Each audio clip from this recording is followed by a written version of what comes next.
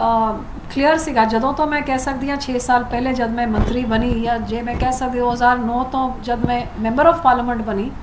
मैं अपने फर्ज ਨੂੰ ਤਨਦੇਹੀ ਦੇ ਨਾਲ ਭਾਵੇਂ ਐਜ਼ MP ਬਠਿੰਡਾ 'ਚ ਹੋਵਾਂ ਜਾਂ ਫਿਰ ਇੱਥੇ ਕੇਂਦਰ ਵਿੱਚ ਵਜ਼ੀਰ ਹੋਵਾਂ ਹਮੇਸ਼ਾ ਗੁਰੂ ਸਾਹਿਬ ਨੂੰ ਹਾਜ਼ਰ ਨਾਜ਼ਰ ਸਮਝ ਕੇ अपने वालों हर एक तरह के उपराले किए कि जो लोग मेरे तो उम्मीद करते हैं मैं उन्होंने उम्मीदा ते पूरा उतरन वास्ते मैं हर पक्षों करा लगातार कई मुद्दों से मेरे तो कि अस्तीफा मंगते सी लेकिन मैं हमेशा समझती सी कि सरकार विच रह के मैं मसले नूं हल करा सकां ये ज़्यादा जरूरी सी ना कि बाहर रह के मसला हल ही ना होए। लेकिन ये मसला इहो जिहा उठिया जिहड़ा पंजाब दी जिन जान पंजाब दे किसान श्रोमणी अकाली दल की रीढ़ की हड्डी उन्होंने जब गल आई तो इन्होंने ऑर्डीनेंसिस बारे जब मेरे मंत्रालय च इंटर मिनिस्ट्रीयल कमेंट्स मंगे जाते हैं ये मई के महीने च हालांकि मैनू फूड प्रोसैसिंग इंडस्ट्री के वालों कमेंट्स देने से तो ये तीनों ऑर्डीनेंस इंडस्ट्री के हक में जाते हैं लेकिन फिर भी उस तो उपर उठ के मैं इत्थे दर्ज किया अपने कमेंट्स च मई के महीने च कि स्टेक होल्डर्स जिहड़े हैगे उन्हां दी मन में अपने किसानों के मनां विच शंकावां हैगियां किसानों की शंकावां दूर करे बिना सूबे की सरकारां दी मंजूरी दे बिना कोई इहो जिहा कानून नहीं बनना चाहिए। ये रिकॉर्डिड मेरे फाइलों में है। ये बावजूद जब जून च पता लगा कि ऑर्डीनेंस के राही ये आ रहा है ये आने तो पहले भी मैं कैबिनेट च रेज़ किया कि ग्राउंड लैवल च किसानों च बहुत बड़ा विरोध हैगा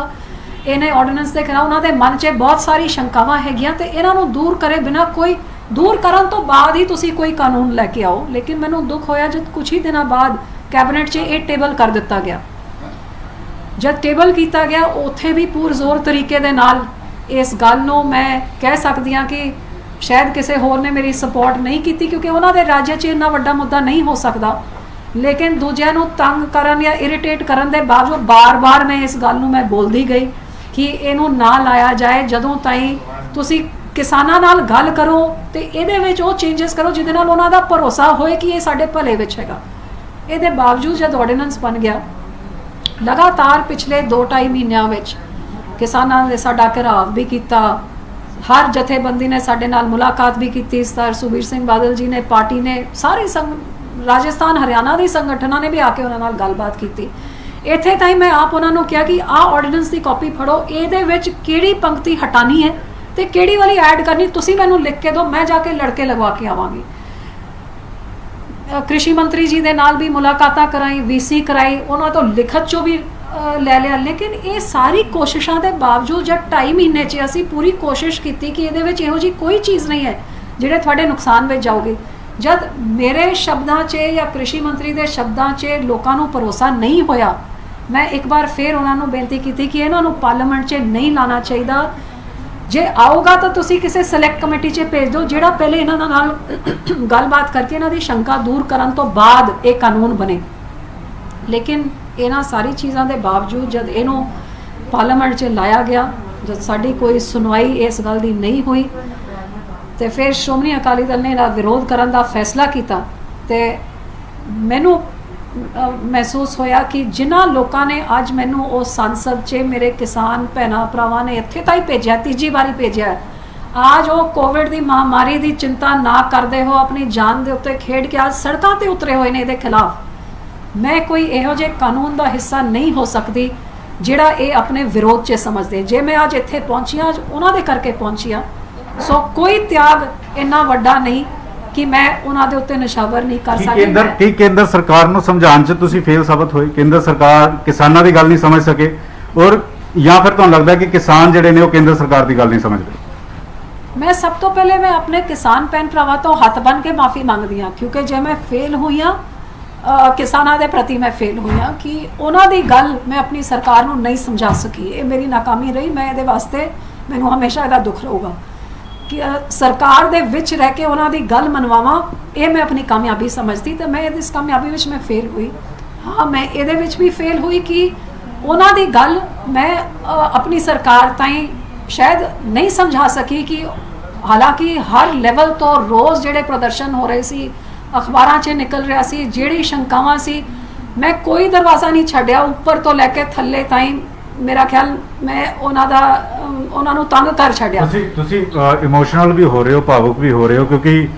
ਮਿਨਿਸਟਰੀ ਇੱਕ ਪਾਸੇ ਸੀ, ਇੱਕ ਪਾਸੇ ਕਿਸਾਨੀ ਸੀਗੀ, ਔਰ ਤੁਸੀਂ ਕਿਸਾਨੀ ਵਾਲੇ ਪਾਸੇ ਆਏ, ਕਿਉਂਕਿ ਬਹੁਤ ਸਾਰੇ ਵਿਰੋਧੀ ਇਹ ਕਹਿ ਰਹੇ ਸੀਗੇ ਕਿ ਇੱਕ ਕੁਰਸੀ ਦੇ ਲਈ ਕਿਸਾਨੀ ਨਾਲ ਧੋਖਾ ਕੀਤਾ ਜਾ ਰਿਹਾ। ਕੁਰਸੀ ਦੀ ਤਾਂ ਕਦੇ ਹੀ ਮੈਨੂੰ ਚਿੰਤਾ ਨਹੀਂ ਸੀ। ਜਿਹੜਾ ਕੋਈ ਮੈਨੂੰ ਜਾਣਦਾ ਹੈ ਕਿ ਇਹ ਕੁਰਸੀਆਂ, ਇਹ ਅਹੁਦੇ, ਇਹ ਮਾਨ ਸਨਮਾਨ, ਇਹ ਸਾਰੇ ਜਾਂ ਪਰਮਾਤਮਾ ਨੇ ਦਿੱਤੇ ਨੇ ਜਾਂ ਇਹਨਾਂ ਕਿਸਾਨਾਂ ਨੇ ਮੇਰੀ ਝੋਲੀ 'ਚ ਪਾਏ ਨੇ। ਸੋ ਇਹ ਸਾਰੀ ਚੀਜ਼ਾਂ ਇੱਕ ਪਾਸੇ, ਮੈਨੂੰ ਆਪਣੇ ਫਰਜ਼ ਨਿਭਾਉਣ 'ਚ ਹਮੇਸ਼ਾ ਇਹ ਕੋਸ਼ਿਸ਼ ਰਹੀ ਹੈ ਕਿ ਮੈਂ ਲੋਕਾਂ ਦੇ ਉਮੀਦਾਂ 'ਚ ਪੂਰਾ ਉਤਰਨ ਦੀ ਆਪਣੀ ਕੋਸ਼ਿਸ਼ ਕਰਾਂ। ਹਾਂ, ਬਥੇਰੇ ਮੇਰੇ ਵਿਰੋਧੀ ਹੋਣਗੇ ਜਿਨ੍ਹਾਂ ਨੂੰ ਤੇ ਮੇਰੇ ਵੱਲੋਂ ਘਾਟ ਕਮੀਆਂ ਬਹੁਤ ਰਹਿ ਗਈਆਂ, ਬਹੁਤ ਸਾਰੇ ਕੰਮ ਮੈਂ ਨਹੀਂ ਵੀ ਕਰ ਸਕੀ, ਲੇਕਿਨ ਆਪਣੇ ਅੰਦਰ ਇਹ ਜ਼ਰੂਰ ਹੈ ਕਿ ਹਾਂ, ਮੈਂ ਆਪਣੀ ਕੋਸ਼ਿਸ਼ ਵਿੱਚ ਕੋਈ ਨਹੀਂ ਕਹਿ ਸਕਦਾ ਕਿ 100 ਤੋਂ ਮੈਂ 99, ਮੈਂ 100 ਜੇ ਕੋਸ਼ਿਸ਼ ਤਾਂ 101 ਕੋਸ਼ਿਸ਼ ਮੈਂ ਕੀਤੀ ਹੋਣੀ ਹੈ। ਸੋ ਪ੍ਰਮਾਤਮਾ ਦੀ ਕਿਰਪਾ ਨਾਲ ਜਿੱਥੇ ਕੋਸ਼ਿਸ਼ ਕੀਤੀ ਕਾਮਯਾਬੀ ਵੀ ਮਿਲੀ। ਆ ਸ਼ਾਇਦ ਪਹਿਲੀ ਵਾਰੀ ਹੈ ਜਿੱਥੇ ਮੈਂ ਕਾਮਯਾਬ ਨਹੀਂ ਹੋ ਸਕੀ ਤੇ ਮੈਨੂੰ ਇਹਦਾ ਦੁੱਖ ਹੈ, ਕਿਉਂਕਿ ਇਹਦਾ ਮੇਰੇ ਸੂਬੇ ਦੇ ਕਿਸਾਨਾਂ ਦੇ ਉੱਤੇ ਸਭ ਤੋਂ ਸ਼ਾਇਦ ਵੱਡਾ ਅਸਰ ਪਿਆ। ਲੇਕਿਨ ਤੁਸੀਂ ਅਸਤੀਫਾ ਦੇ ਦਿੱਤਾ, ਵਿਰੋਧੀ ਤਾਂ ਕਹਿ ਰਹੇ ਕਿ ਮਹਿਜ਼ ਡਰਾਮਾ, ਵਿਰੋਧੀ ਤਾਂ ਇਹ ਕਹਿ ਰਹੇ ਕਿ ਕੱਲ ਨੂੰ ਫਿਰ ਜਿਹੜਾ ਵਾ ਯੂਟਰਨ ਲਿੱਤਾ ਜਾ ਸਕਦਾ ਵਾ, ਉਹਨਾਂ ਨੂੰ ਕੀ ਕਹਿਣਾ ਚਾਹੋਗੇ? ਇਹ ਤਾਂ ਉਹੀ ਵਿਰੋਧੀ ਨੇ ਜਿਹੜੇ ਕਹਿੰਦੇ ਸੀ ਕਿ ਕੁਰਸੀ ਨਾਲ ਲੱਟੀ ਹੋਈ ਹੈ, ਜਦ ਅਸਤੀਫਾ ਦਿੰਦਾ ਤਾਂ ਕਹਿੰਦੇ ਡਰਾਮਾ। ਮੈਂ ਇਹਨਾਂ ਨੂੰ ਪੁੱਛਣਾ ਚਾਹਾਂਗੀ, ਡਰਾਮਾ ਤੁਸੀਂ ਕਿਹਨੂੰ ਕਹਿੰਦੇ ਹੋ? ਤੁਸੀਂ ਜਦ ਕੇਂਦਰ ਦੀ ਸਰਕਾਰ ਮੁੱਖ ਮੰਤਰੀਆਂ ਦੇ ਨਾਲ ਮੀਟਿੰਗਾਂ ਕਰਦੀ ਹੈ ਪਿਛਲੇ 6-8 ਮਹੀਨਿਆਂ 'ਚ ਇਹਨਾਂ ਆਰਡੀਨੈਂਸ ਬਾਰੇ, ਜਿੱਥੇ ਕੈਪਟਨ ਅਮਰਿੰਦਰ ਸਿੰਘ ਮੁੱਖ ਮੰਤਰੀ, ਕਮਲਨਾਥ ਕਾਂਗਰਸ ਦੇ ਮੁੱਖ ਮੰਤਰੀ ਇਹਨਾਂ ਮੀਟਿੰਗਾਂ 'ਚ ਜਾਂਦੇ ਨੇ ਤੇ ਲਿਖਤ ਵਿੱਚ ਰਿਕਾਰਡਡ ਮੰਤਰੀ ਨੇ ਪਾਰਲੀਮੈਂਟ 'ਚ ਕਿਹਾ ਬਿਆਨ ਹੈ ਜਿੱਥੇ ਉਹਨਾਂ ਨੇ ਸਹਿਮਤੀ ਦਿੱਤੀ ਹੈ। ਤੇ ਸਹਿਮਤੀ ਕਿਵੇਂ ਨਹੀਂ ਦਿੰਦੇ ਜਦ 2017 ਦੇ ਚੋਣ ਮੈਨੀਫੈਸਟੋ 'ਚ ਕੈਪਟਨ ਸਾਹਿਬ ਨੇ, ਜਿਹੜਾ ਮਨਮੋਹਨ ਸਿੰਘ ਨੇ ਰਿਲੀਜ਼ ਕੀਤਾ, ਵਿੱਤ ਮੰਤਰੀ ਮਨਪ੍ਰੀਤ ਬਾਦਲ ਨੇ ਉਹ ਚੋਣ ਮੈਨੀਫੈਸਟੋ ਬਣਾ ਕੇ ਰਿਲੀਜ਼ ਕੀਤਾ, ਜਿਸ ਮੈਨੀਫੈਸਟੋ 'ਚ ਦਰਜ ਹੈ ਕਿ ਆਉਣ ਸਾਲ ਸਾਡੀ ਸਰਕਾਰ ਇਹਨੂੰ ਲਾਗੂ ਕਰੂਗੀ, ਤੇ ਜਿੱਥੇ ਸਾਰੇ ਆਪਣੇ ਵਾਅਦਿਆਂ ਤੋਂ ਫੇਲ ਹੋ ਕੇ 2017 4 ਮਹੀਨੇ ਬਾਅਦ ਅਗਸਤ ਦੇ ਮਹੀਨੇ 'ਚ ਇਹ ਸਾਰੀ ਚੀਜ਼ਾਂ ਪੰਜਾਬ 'ਚ ਲਾਗੂ ਕਰਤੀ, ਵਿਧਾਨ ਸਭਾ 'ਚ ਲਾ ਕੇ ਐਕਟ ਬਣਾਤਾ। ਅੱਜ ਵੀ ਉਹ ਐਕਟ ਖੜਾ ਹੈਗਾ, ਉਹਨੂੰ ਰੱਦ ਨਹੀਂ ਕੀਤਾ। 2019 ਦੇ ਚੋਣ ਮੈਨੀਫੈਸਟੋ ਜਿਹੜਾ ਰਾਹੁਲ ਗਾਂਧੀ ਨੇ ਕਾਂਗਰਸ ਦਾ ਬਣਾਇਆ ਹੈ, ਉਹਦੇ ਵਿੱਚ ਲਿਖਿਆ ਹੋਇਆ ਕਿ ਇਹ ਸਾਰੀ ਚੀਜ਼ਾਂ ਕੀਤੀਆਂ ਜਾਣਗੀਆਂ। ਤੇ ਅੱਜ ਜਿਹੜਾ ਤੁਸੀਂ ਕੀਤਾ ਹੈ ਪੰਜਾਬ 'ਚ, ਜਿਹੜਾ ਤੁਸੀਂ ਕਰਨ ਦਾ ਵਾਅਦਾ ਕੀਤਾ ਕੇਂਦਰ 'ਚ ਤੇ ਸੂਬੇ ਵਿੱਚ, ਅੱਜ ਤੁਸੀਂ ਪੰਜਾਬ 'ਚ ਜਿਹੜੀ ਚੀਜ਼ ਲਾਗੂ ਉਹਦਾ ਵਿਰੋਧ ਤੁਸੀਂ ਕੇਂਦਰ 'ਚ ਕਰ ਰਹੇ ਹੋ। ਤੇ ਵਿਰੋਧ ਕਰਕੇ ਤੁਸੀਂ ਜਦ ਵੋਟ ਪਾਉਣ ਦੀ ਗੱਲ ਆਉਂਦੀ ਤੁਸੀਂ ਆਪਨੇ ABCD ਟੀਮਾਂ ਦੇ ਨਾਲ ਵਾਕਆਊਟ ਕਰ ਦਿੰਦੇ ਹੋ। ਤੇ ਡਰਾਮਾ ਕੌਣ ਕਰ ਰਿਹਾ ਹੈ? ਤੁਸੀਂ ਕਰ ਰਹੇ ਹੋ ਕਿ ਮੈਂ ਕਰ ਰਹੀ ਹਾਂ? ਇਹ ਪੰਜਾਬ ਦੇ ਲੋਕੀ ਤੁਹਾਨੂੰ ਦੱਸਣਗੇ। ਸੱਤਾ ਤੋਂ ਅਕਾਲੀ ਦਲ ਬਾਹਰ ਹੋ ਗਈ, ਕਿ NDA ਤੋਂ ਬਾਹਰ ਦਾ ਰਸਤਾ ਹੋਏਗਾ? ਕਿਉਂਕਿ ਸਭ ਤੋਂ ਪੁਰਾਣਾ ਅਲਾਈਅੰਸ ਸੀਗਾ, ਔਰ ਕਿਸਾਨੀ ਲਈ ਤੁਸੀਂ ਕਹਿ ਰਹੇ ਹੋ ਕਿ ਹਰ ਪੱਧਰ ਤੇ ਜਾਵਾਂਗੇ, ਹਰ ਕੁਰਬਾਨੀ ਦੇਵਾਂਗੇ, ਤਾਂ ਕੀ NDA ਦਾ ਹਿੱਸਾ 2022 ਚ ਰਹੇਗਾ ਜਾਂ ਨਹੀਂ ਰਹੇਗਾ? ਅੱਗੇ ਕੀ ਹੋਗਾ ਇਹ ਫੈਸਲੇ ਮੇਰੇ ਨਹੀਂ ਹੁੰਦੇ, ਇਹ ਪਾਰਟੀ ਦੇ ਫੈਸਲੇ ਹੁੰਦੇ ਨੇ। ਲੇਕਿਨ ਇਹ ਬਿਲਕੁਲ ਸਹੀ ਹੈ ਕਿ ਸ਼੍ਰੋਮਣੀ ਅਕਾਲੀ ਦਲ ਵਾਸਤੇ ਹਮੇਸ਼ਾ ਕਿਸਾਨ ਤੇ ਪੰਜਾਬ ਪਹਿਲੇ ਰਿਹਾ ਹੈਗਾ, ਤੇ ਕਿਸਾਨ ਦੇ ਹਿੱਤ ਵਿੱਚ ਜੋ ਚੀਜ਼ ਹੋਏ ਪੂਰਾ ਸਮਰਥਨ ਹੋਊਗਾ। ਜਿਹਦੇ ਵਿੱਚ ਕਿਸਾਨ ਵਿਰੋਧ ਕਰ ਰਿਹਾ, ਅਸੀਂ ਹਮੇਸ਼ਾ ਕਿਸਾਨ ਦੇ ਨਾਲ ਖੜਾਂਗੇ, ਇਹਦੇ ਵਿੱਚ ਕੋਈ ਦੋਰਾ ਨਹੀਂ ਹੈ। ਕੈਪਟਨ ਅਮਰਿੰਦਰ ਸਿੰਘ ਕਹਿ ਰਹੇ ਕਿ ਕਿਸਾਨ ਦਿੱਲੀ ਚੱਲਣ ਨੂੰ, ਦਿੱਲੀ ਨਾਲ ਚੱਲਣ ਨੂੰ ਤਿਆਰ ਹੈ, ਔਰ ਪੰਜਾਬ ਕਾਂਗਰਸ ਵੀ ਦਿੱਲੀ ਧਰਨੇ ਲਗਾ ਰਹੀ ਕੇਂਦਰ ਸਰਕਾਰ ਖਿਲਾਫ। ਕਿਵੇਂ ਦੇਖਦੇ ਹੋ? ਕਿੰਨੀ ਮਾੜੀ ਗੱਲ ਹੈ ਕਿ ਇੱਕ ਮੁੱਖ ਮੰਤਰੀ ਕਿਸਾਨਾਂ ਨੂੰ ਉਕਸਾ ਰਿਹਾ ਹੈ, ਨਾ ਕਿ ਇਹ ਕਹਿਣਾ ਕਿ ਪਹਿਲੇ ਮੈਂ ਮਾਫੀ ਮੰਗਦਾ ਹੈ ਕਿ ਮੈਂ ਕੇਂਦਰ ਦੇ ਨਾਲ ਜਦ ਮੇਰੀ ਸਲਾਹ ਮਸ਼ਵਰਾ ਹੋ ਰਹੀ ਸੀ, ਜੇ ਉਸ ਟਾਈਮ ਸਹੀ ਸਲਾਹ ਦੇ ਦਿੱਤੀ ਹੁੰਦੀ ਤਾਂ ਇਹ ਇਸ ਨੌਬਤ ਤੱਕ ਆਉਂਦੀ ਨਹੀਂ। ਨਾ ਇਹ ਕਹਿਣ ਦੇ ਬਾਵਜੂਦ ਕਿ ਮੈਂ ਪੰਜਾਬ 'ਚ ਲਾਗੂ ਕਰਤਾ ਹੈ, ਮੈਂ ਰੱਦ ਕਰਦਾ ਹੈ, ਉਹਦੇ ਬਾਅਦ ਮੈਂ ਤੁਹਾਡੇ ਨਾਲ ਤੁਰਦਾ ਹੈ। ਇਹ ਕਹਿਣ ਦੇ ਬਾਵਜੂਦ ਕਿ ਸਾਡੇ MP ਪਾਰਲੀਮੈਂਟ 'ਚੋਂ ਅਸਤੀਫਾ ਦੇਣਗੇ, ਵੋਟ ਵੀ ਉਲਟ ਪਾਣਗੇ ਤੇ ਅਸਤੀਫਾ ਵੀ ਦੇਣਗੇ, ਇਹ ਸਾਰੀ ਚੀਜ਼ਾਂ ਕਹਿ ਦੋ ਕਿਸਾਨਾਂ ਨੂੰ ਉਕਸਾ ਰਿਹਾ ਕਿ ਜਾਓ ਮੇਰੇ ਖਿਲਾਫ ਨਹੀਂ, ਪੰਜਾਬ ਤੋਂ ਛੱਡੋ ਤੇ ਕੇਂਦਰ ਵੱਲ ਜਾਓ। ਇਹ ਰਾਜਨੀਤੀ ਹੈਗੀ ਕਾਂਗਰਸ ਦੀ। ਅਕਾਲੀ ਦਲ ਵੀ ਕਿਸਾਨਾਂ ਦੇ ਨਾਲ ਧਰਨੇ ਦੇਗੀ, ਕਿਉਂਕਿ ਮੋਰਚਿਆਂ ਦੀ ਪਾਰਟੀ ਅਕਾਲੀ ਦਲ ਨੂੰ ਕਿਹਾ ਜਾਂਦਾ ਹੈ। ਕਿਸਾਨਾਂ ਦੇ ਨਾਲ ਤੁਸੀਂ ਅਸਤੀਫਾ ਤਾਂ ਦੇ ਦਿੱਤਾ, ਹੁਣ ਕੀ ਧਰਨੇ ਵੀ ਦਿੱਤੇ ਜਾਣਗੇ ਕੇਂਦਰ ਸਰਕਾਰ ਖਿਲਾਫ, ਕਿਉਂਕਿ ਕਿਸਾਨ ਵਿਰੋਧੀ ਫੈਸਲੇ ਕਹੇ ਜਾ ਰਹੇ ਨੇ? ਜਦ ਕਿਸਾਨਾਂ ਦੇ ਖੜਨ ਵਾਸਤੇ ਹਰੇਕ ਕਦਮ, ਹਰੇਕ ਉਪਰਾਲਾ ਲੈ ਲਿੱਤਾ, ਹਰੇਕ ਤਰ੍ਹਾਂ ਦਾ ਫਰਜ਼ ਅਦਾ ਕਰ ਦਿੱਤਾ, ਫਿਰ ਇਸ ਫਰਜ਼ ਇੱਥੇ ਹੀ ਨਹੀਂ, ਇਹਦੇ ਅੱਗੇ ਜਿੱਥੇ ਤਾਈਂ ਜਾਣ ਦੀ ਲੋੜ ਹੋਗੀ। ਅੱਜ ਮੇਰੇ ਘਰ ਦੇ ਸਾਹਮਣੇ ਧਰਨੇ ਦੇ ਰਹੇ ਸੀ, ਹੁਣ ਇਹਨਾਂ ਦੇ ਨਾਲ ਜਿਹਦੇ ਘਰ ਦੇ ਸਾਹਮਣੇ ਧਰਨਾ ਦੇਗਾ, ਅੱਗੇ ਹੋ ਕੇ ਉਹਨਾਂ ਦੇ ਨਾਲ ਬੈਠ ਕੇ ਧਰਨੇ ਦੇਵਾਂਗੇ। ਕੇਂਦਰ ਸਰਕਾਰ ਕਹਿ ਰਹੀ ਕਿ ਕਿਸਾਨਾਂ ਨੂੰ ਗੁੰਮਰਾਹ ਕੀਤਾ ਜਾ ਰਿਹਾ, ਕੌਣ ਗੁੰਮਰਾਹ ਕਰ ਰਿਹਾ ਔਰ ਕਿਉਂ ਕੇਂਦਰ ਸਰਕਾਰ ਵੱਲੋਂ ਇਹ ਗੱਲ ਕਹੀ ਜਾ ਰਹੀ? ਕਿਉਂਕਿ ਤੁਸੀਂ ਉਸ ਸੂਬੇ ਤੋਂ ਆਉਂਦੇ ਹੋ ਜਿੱਥੇ ਕਿਸਾਨ ਪ੍ਰਧਾਨ ਕਿਹਾ ਜਾਂਦਾ। ਮੈਨੂੰ ਇਸ ਗੱਲ ਦਾ ਦੁੱਖ ਹੈਗਾ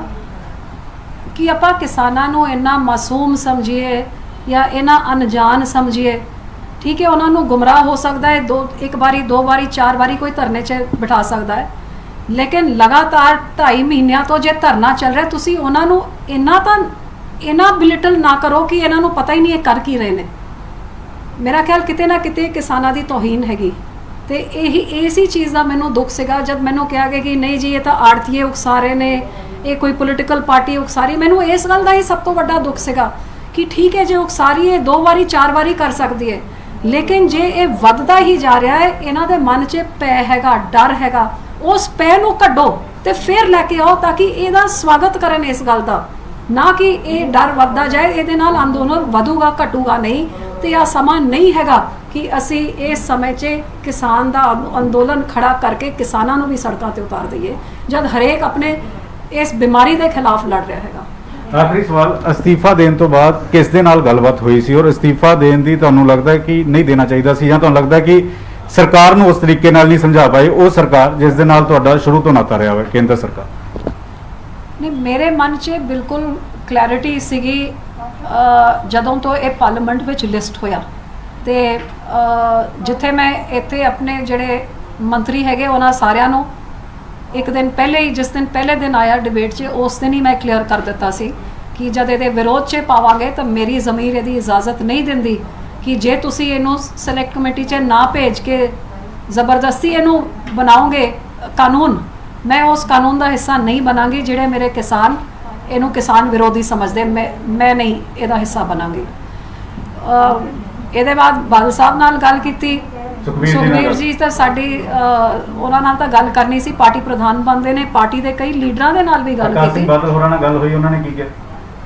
ਬਿਲਕੁਲ ਸਾਰਿਆਂ ਦੀ ਸਹਿਮਤੀ ਦੇ ਨਾਲ ਇਹ ਫੈਸਲਾ, ਮੈਂ ਆਪਣੇ ਦਿਲ ਦੀ ਗੱਲ ਉਹਨਾਂ ਦੇ ਨਾਲ ਕੀਤੀ, ਸਾਰਿਆਂ ਨੇ ਮੇਰੀ ਸਪੋਰਟ ਕੀਤੀ ਇਹਦੇ ਵਿੱਚ। ਪਾਰਟੀ ਦੀ ਜਿਹੜੀ ਲੀਡਰਸ਼ਿਪ ਸੀਗੀ ਤੇ ਇਹ ਜ਼ਰੂਰ ਹੈ ਕਿ ਪਾਰਟੀ ਦੇ ਸਲਾਹ ਮਸ਼ਵਰਾ ਜਿਹੜਾ ਚੱਲ ਰਿਹਾ ਸੀ, ਪਰ ਮੈਂ ਆਪਣੀ ਗੱਲ ਜ਼ਰੂਰ ਅੱਗੇ ਰੱਖੀ ਕਿ ਭਾਵੇਂ ਪਾਰਟੀ ਦਾ ਜੋ ਵੀ ਫੈਸਲਾ ਹੋਏ, ਇੱਕ ਹਰਸਿਮਰਤ ਬਾਦਲ ਇੱਕ ਇਨਸਾਨ ਹੋਣ ਦੇ ਨਾਤੇ ਮੇਰੀ ਇਨਸਾਨੀਅਤ ਤੇ ਮੇਰੀ ਜ਼ਮੀਰ ਇਹ ਗੱਲ ਨੂੰ ਕਦੇ ਨਹੀਂ ਕਬੂਲ ਕਰ ਸਕੂਗੀ ਕਿ ਮੇਰੀਆਂ ਭੈਣਾਂ, ਮੇਰੇ ਵੀਰ, ਮੇਰੇ ਨੌਜਵਾਨ ਸੜਕਾਂ 'ਚ ਇਹਦੇ ਵਿਰੋਧ 'ਚ ਨੇ ਤੇ ਮੈਂ ਉਸ ਸਰਕਾਰ 'ਚ ਬੈਠੀ ਹੋਵਾਂ ਜਿਸ ਸਰਕਾਰ ਨੇ ਉਹਨਾਂ ਦੀ ਗੱਲ ਨਾ ਸੁਣ ਕੇ ਉਹਨਾਂ ਦੇ ਉੱਤੇ ਕਿਸਾਨ ਵਿਰੋਧੀ ਬਿੱਲ ਥੋਪਿਆ ਗਿਆ। ਮੈਂ ਇਹਨੂੰ ਮੈਂ ਹੀ ਨਹੀਂ ਬਰਦਾਸ਼ਤ ਕਰ ਸਕਾਂਗੀ, ਦੂਜੇ ਤਾਂ ਛੱਡੋ। ਨਿਊਜ਼ 18 ਨਾਲ ਗੱਲਬਾਤ ਕਰਨ ਲਈ ਧੰਨਵਾਦ। ਹਰਸਿਮਰਤ ਕੌਰ ਬਾਦਲ ਅਸਤੀਫਾ ਦੇਣ ਤੋਂ ਬਾਅਦ ਭਾਵੁਕ ਵੀ ਹੋ ਰਹੇ ਨੇ ਔਰ ਇਹ ਵੀ ਕਹਿ ਰਹੇ ਨੇ ਕਿ ਕੇਂਦਰ ਸਰਕਾਰ ਨੂੰ ਉਸ ਤਰੀਕੇ ਨਾਲ ਨਹੀਂ ਸਮਝਾ ਸਕੇ ਜਿਸ ਤਰੀਕੇ ਨਾਲ ਕੇਂਦਰ ਸਰਕਾਰ ਨੂੰ ਸਮਝਾਉਣ ਦੀ ਕੋਸ਼ਿਸ਼ ਕੀਤੀ ਜਾ ਰਹੀ ਸੀ। ਕੈਮਰਾਮੈਨ ਜਿੰਦਰ ਦੇ ਨਾਲ ਪੰਕਜ ਕਪਾਹੀ, ਨਿਊਜ਼ 18 ਦਿੱਲੀ।